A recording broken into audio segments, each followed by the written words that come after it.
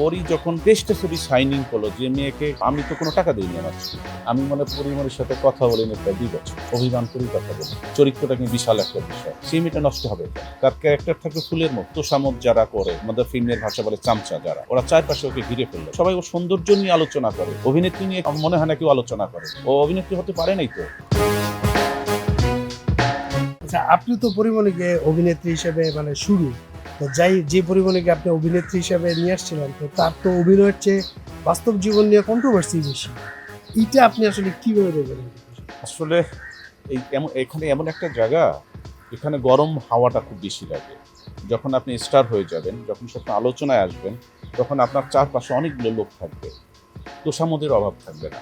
ওরই যখন টেস্টে ছবি সাইনিং করলো যে মেয়েকে, তো আমি তো কোনো টাকা দিইনি আমার স্ত্রীকে। সে 5 লাখ টাকা দেবে, 2 লক্ষ টাকা সাইনিং নেওয়ার করলো, গাড়ি কিনে ফেললো ছবির মাঝখানে। তো সে আর সমস্ত তোষামত যারা করে, আমাদের ফিল্মের ভাষা বলে চামচা যারা, ওরা চারপাশে ওকে ঘিরে ফেললো। তো আমি একদিন দেখে বললাম যে করি তুমি কাদা থেকে, কাদা বোঝো? যে একটা কাদা নিয়ে তুমি একটা কুমার যখন হাড়ি পাতিল বা মূর্তি যা গড়ে যা খুশি তাই করতে পারে, তুমি যদি শক্ত হয়ে যাও, পাথর হয়ে যাও, তোমাকে দিয়ে কেউ কিছু করতে পারবে না। তুমি যেহেতু আমি তোমাকে ধরে ধরে কাজ শিখিয়েছি, যা শিখিয়েছি, আশা করি ইনশাল্লাহ তোমারও ভিতরে একটা সাহস আছে, তুমি অনেক দূর যেতে পারবা।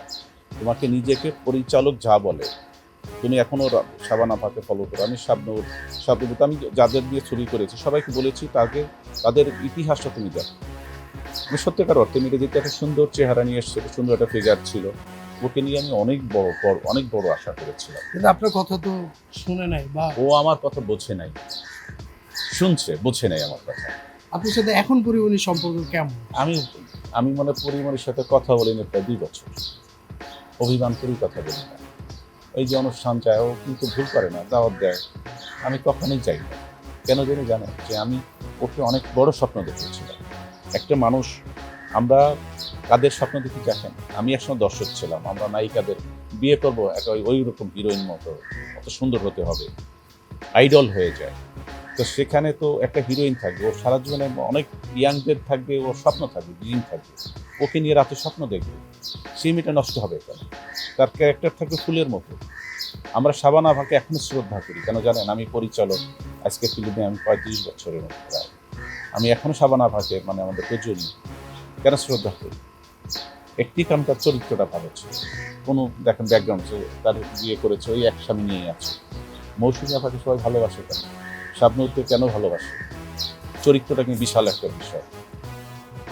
আমি তো মনে করি পরীর কিছুই হয় নাই। পরীকে নিয়ে সবাই ওর সৌন্দর্য নিয়ে আলোচনা করে, অভিনেত্রী নিয়ে কেউ আমার মনে হয় না কেউ আলোচনা করে। ও অভিনেত্রী হতে পারে নাই তো।